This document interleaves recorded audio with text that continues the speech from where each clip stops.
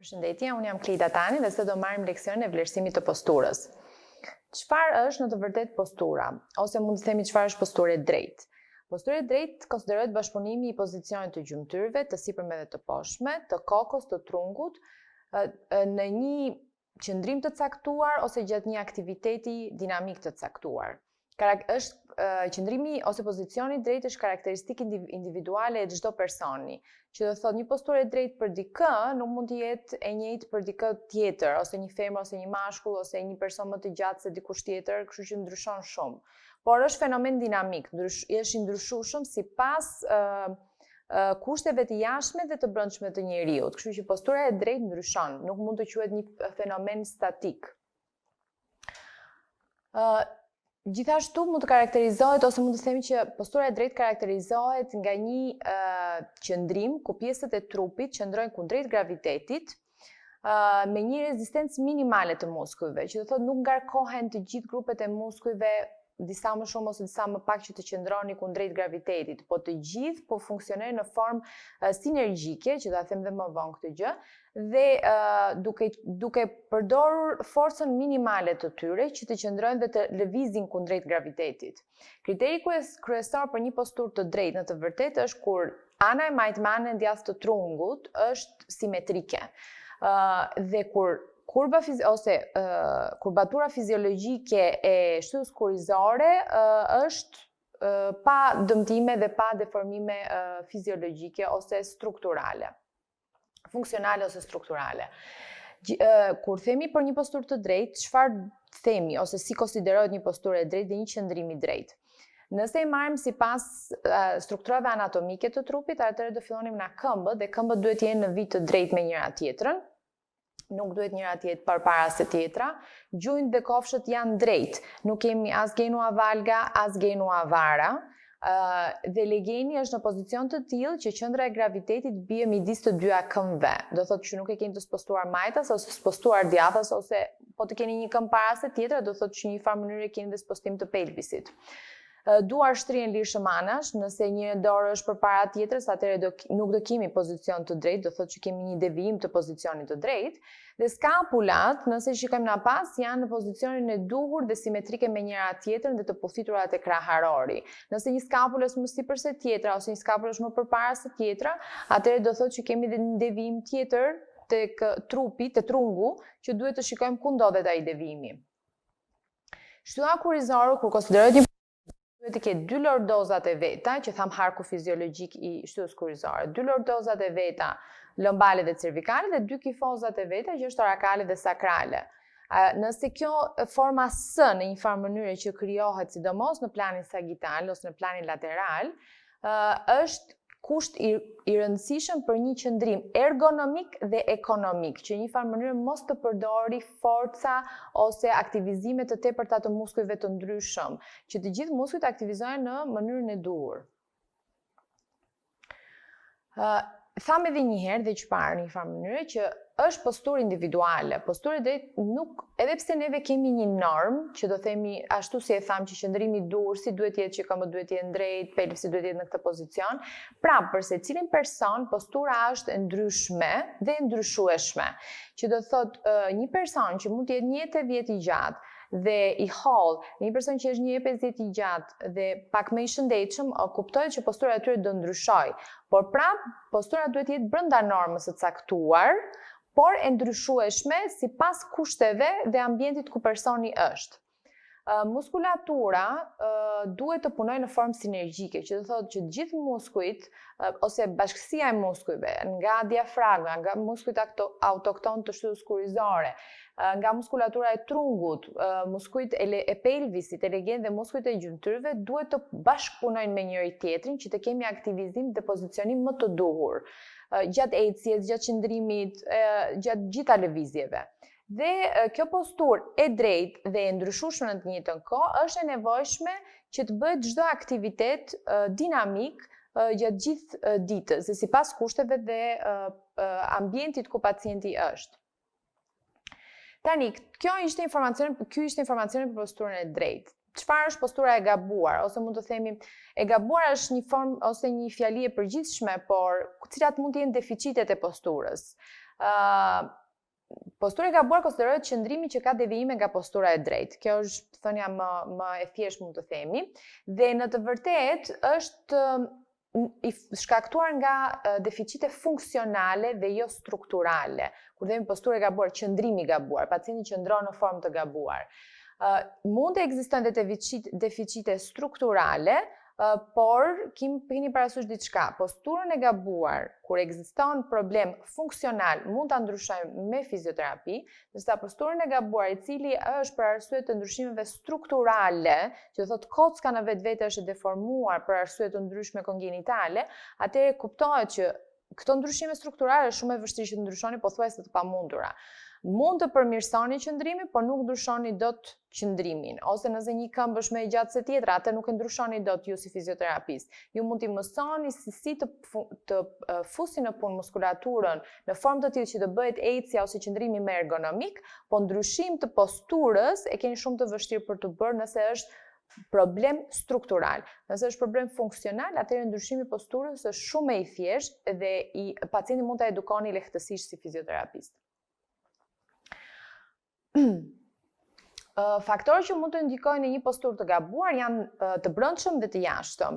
Të brendshëm konsiderohen nëse ekziston një dëmtim ose një dhimbje brendshme, për shumë shpesh mund të vinë pacientë që mund të kenë hernie diskale, lëmbale dhe mund të vinë të krusur, të përqendruar dhe të shtrënguar në një anë që t'i evitojnë dhimbjes. Ose mund të shikoni pacientët që kanë dhimbje abdominale, atëherë krusen në drejtim të dhimbjes që të evitojnë dhimbjen dhe automatikisht ndryshon dhe postura e tyre. Këto mund të jenë faktorë të brendshëm, ose një dhimbje konstante në një artikulacion mund të bëjë që pacienti të largohet atij artikulacioni dhe të shikoni që peshoni më shumë në këmbën tjetër ose të përdori më shumë ekstremitetin e sipërm tjetër. Kështu që dhimbjet e brendshme ose faktorët e brendshëm mund të shkaktojnë ndryshime të posturës. Faktorët e jashtëm janë qëndrimet e gjata. Qëndrimet e gjata në këmbë mund të lodhet muskulatura dhe pacienti të ndryshojë posturën.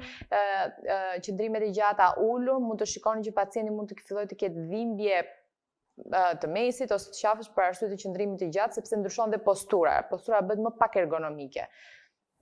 Dhe normalisht shpeshherë janë dhe kombinime të dy faktorëve në të njëjtën kohë. Pse ju intereson që të dini faktorët? Sepse duke ditur dhe faktorët, atëherë mund të ndryshoni mënyrën dhe posturën gjatë këtyre, mund të ndryshoni një herë dhimbjen, në varësi ku është dhimbja ose sëmundje të ndryshme. Këtë mund ta bëni ju si fizioterapist ose mjeku dhe infermieri. Dhe e dyta, nëse janë faktorët jashtëm, atëherë mund të ndryshoni ambienti ku pacienti juaj ose personi që ka probleme punon ose jeton, dhe duke ndryshuar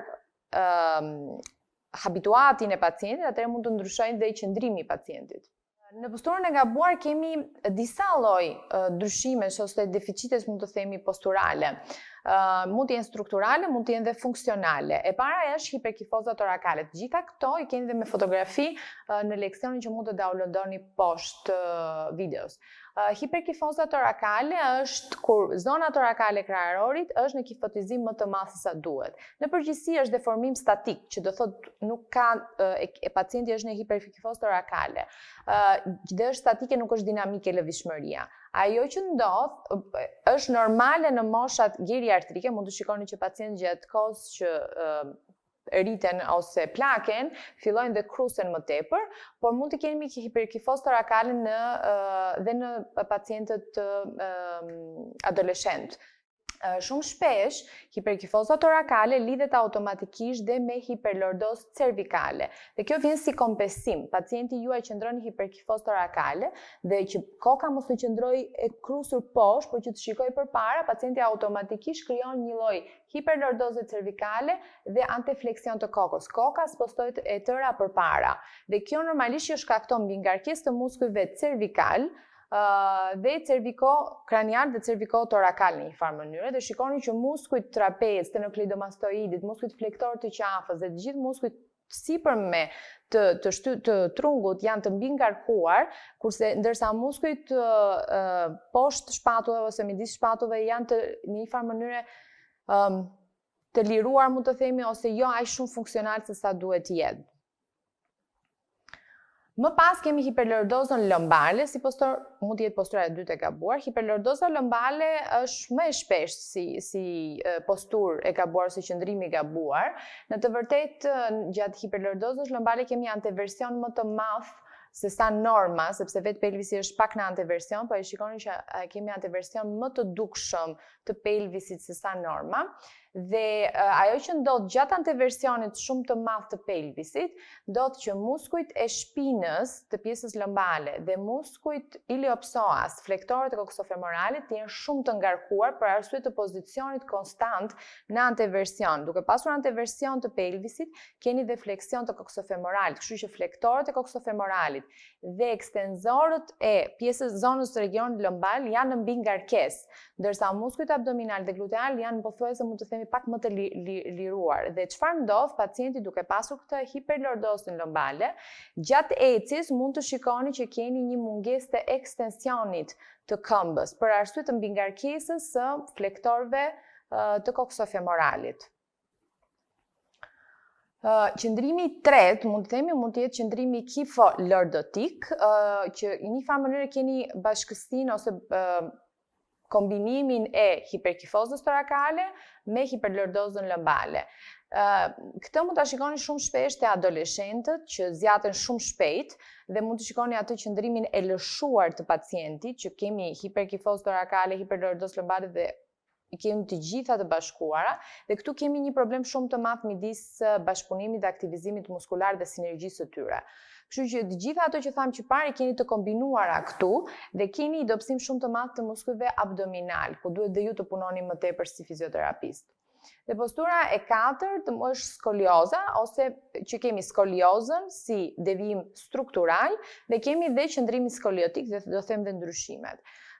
Skolioza, nëse flasim vetëm për skoliozën, atëherë flasim për deformim tredimensional në të treja plane të shtutës kurrizore, dhe është deformim struktural, do thotë që shtylla kurrizore është e deformuar në planin sagital, hiperkifoz ose sheshim të kifozës lordozës, në planin frontal keni në një farë mënyrë kurbaturën, devijimin e shtutës kurrizore në planin frontal dhe gjithashtu në planin transversal që keni rrotullimet e vertebrave. Po për skoliozën do flasim në leksion të veçantë dhe më të specifikuar dhe të detajuar se çfarë është skolioza. Kjo do ishte nëse do ishte deformim struktural. Nëse do kishte deformim funksional ose qëndrim skoliotik, atëherë do thotë që vetë shtylla kurrizore nuk është e dëmtuar ose deformuar, po pacienti qëndron në formë skoliotik. Kështu që mund të shikoni që pacienti qëndron me një stuk më sipër, një stuk më poshtë, por nëse bëni testin Adams, që është për kulja përpara, do shikoni që shtylla kurrizore nuk ka asnjë lloj deformimi struktural, ose edhe nëse bëni grafi. Kështu që kjo është diferenca midis qëndrimit skoliotik dhe skoliozës. Qëndrimi skoliotik është shumë i lehtë për tu përmirësuar dhe rregulluar, skolioza është më e vështirë dhe kërkon trajtim akoma dhe më specifik nga fizioterapistët. Këto ishin katër një farë mënyre deformimet, mund të themi, ose posturat, deficitet posturale dhe posturat e gabuara. Tani, mënyrën se si juve duhet ta vlerësoni vlerësimin statik dhe vlerësimin dinamik. Sot do themi pak teorinë për vlerësimin statik dhe në video të veçanta do keni mënyrën se si realisht e bëjmë me pacientin, këtu kemi vetëm pjesën teorike, kurse vlerësimi dinamik është leksion më vete. Në të vërtet duhet vlerësimi të sistematike, që do thotë nuk mund të shkoni të vlerësoni këmbët, pastaj kokën, dhe pastaj shpatullën dhe pastaj ekstremitetin e sipërme. Vlerësimi duhet të jetë ose në drejtim kranial, që do thotë filloni nga këmbët dhe shkoni drejt kokës, vlerësojnë këmbët poshtë, bazën, pelvisin, shpatullat dhe pastaj kokën, ose në drejtim kaudal, që do thotë vlerësoni një kokën, shpatullat, pelvisin dhe pastaj këmbët, ose mund të filloni nga qendra, shumë fizioterapistë kanë dhe këtë, shikojnë një herë pelvisin dhe pastaj vlerësojnë ekstremitetet e poshtme dhe pastaj ekstremitetet trungun dhe ekstremitetet e sipërme. Varet nga ju, por gjithmonë duhet të keni një sistem. Nuk mund të shkoni lart poshtë se pastaj dhe ju ngatroheni. Kështu që gjeni një sistem dhe të treja planet ose pamjet, keni pamjen anteriore në planin frontal, keni pamjen laterale në planin dhe pamjen posteriore në planin frontal. Në të vërtet, vlerësimi është vizual, njëherë vlerësoni në aspekti vizual pacientin, më pas vlerësoni dhe palponi zonat që juve mendoni që pacienti mund të ketë një hipertoni ose jo, dhe bëni matje dhe teste specifike që të gjitha këto do t'i marrim në leksionet të veçanta. Këtu kemi vetëm teorinë, unë thjesht do ta kaloj me shpejtësi dhe pastaj ju mund të shkoni te videot e tjera praktike ku keni të shpjeguara fikse si do vlerësoni posturën. Në planin frontal, në pamje posterior, që thotë pacienti juaj qëndron me kuriz nga jush, juve nëse fillojmë nga koka do shikoni gjithmonë, ose nëse marrim në tërësi, gjithmonë shikoni simetrinë e kokës, nëse koka ndodhet në pozicionin drejt, apo është e anuar rrotulluar, mund të shikoni dhe nëse është rrotulluar ose jo për arsyet e një hipertonie muskulare. Më pas kemi qëndrimin e supeve, nëse keni një sup më sipër ose më poshtë, nëse keni protraksion ose retraksion të supit, nëse skapulat janë lart ose poshtë, do shikoni trekëngjë që është midis pjesës së krahut dhe kraharorit, për të parë nëse keni devijime ose jo të shtyllës kurrizore. Dhe do shikoni më pas këmbët nëse kanë simetrinë ose jo, dhe këtë mund ta shikoni dhe në pamje anteriore dhe në pamje posteriore. Të gjitha këto i keni të shpjeguara dhe në të njëjtën kohë keni të shpjeguar dhe në planin sagital, që do thotë në planin ose në pamje laterale çfarë duhet të vlerësoni te pacienti. Nuk po i futem me shumë detaje sepse do t'i futemi me detaje në videon praktike. Kështu që me këtë po e mbyll leksionin për sot dhe shihemi te videot e tjera të ardhshme. Faleminderit shumë.